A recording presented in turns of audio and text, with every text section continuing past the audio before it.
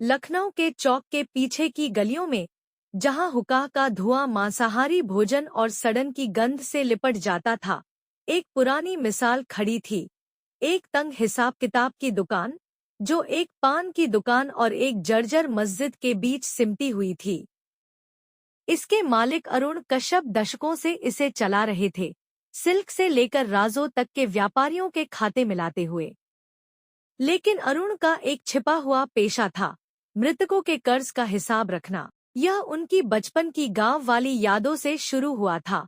कानपुर के पास के एक गांव में, जहां उनके दादाजी, एक गांव का पटवारी, ने उन्हें पिशाचों के बारे में बताया था। यम के सेवक राक्षस जो आत्माओं का ऑडिट करते थे, न्याय से पहले वे भिखारी या लेखक के रूप में आते हैं। दादाजी ने चेतावनी दी।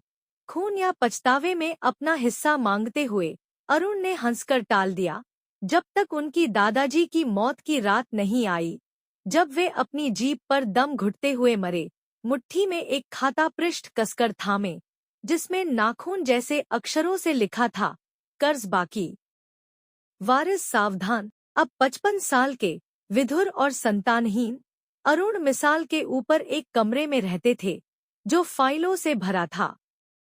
ग्राहक कम हो गए थे क्योंकि डिजिटल ऐप्स ने उनका धंधा निगल लिया, लेकिन सांझ ढलते ही अजीब ग्राहक आते।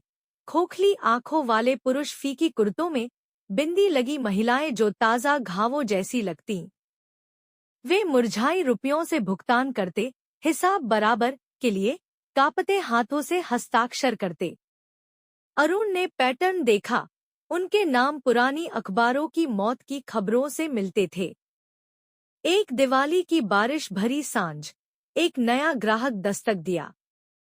वह दुबला था, त्वचा पुरखी लकड़ी जैसी, आंखें हल्की एम्बर चमक लिए। पंडित जी, उसने घरघराते कहा, मेरा खाता बराबर कर दो।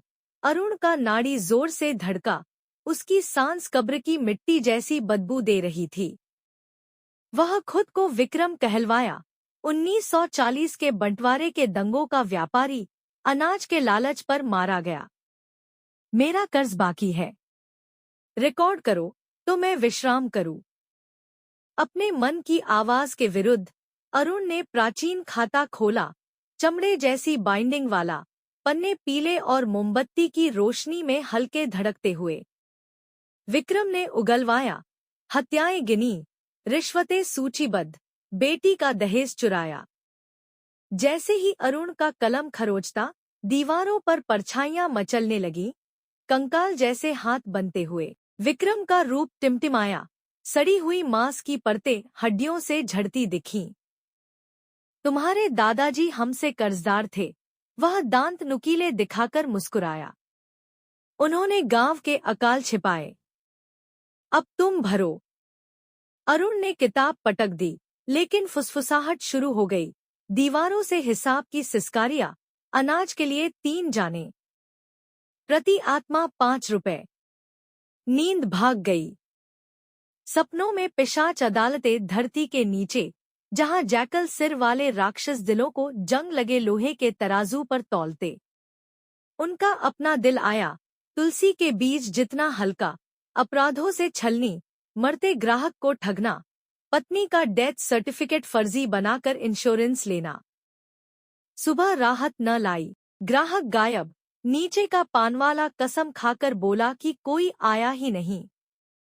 अरुण ने दरवाजा बंद कर लिया, लेकिन रात भर खाते के पन्ने बढ़ गए, उनकी जिंदगी के पापों से भरे लहू जैसी स्याही में।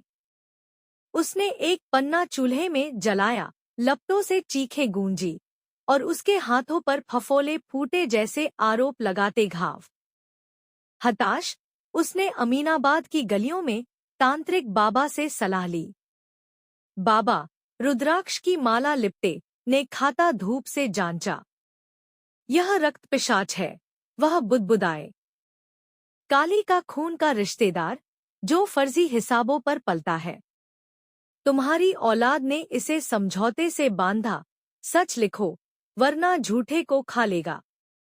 इसे पीपल के नीचे आधी रात को जलाओ, ओम काली माँ जपते हुए। लेकिन जैसे ही अरुण रात में भागा, गलियां मुड़ गईं।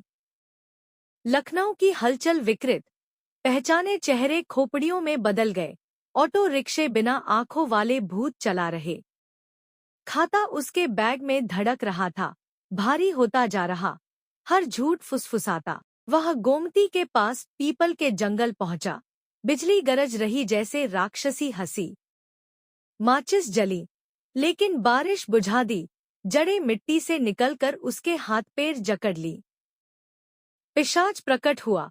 विक्रम का रूप अब फूला हुआ, पेट चुराई आत्माओं से तना, नाखून खून टपकाते।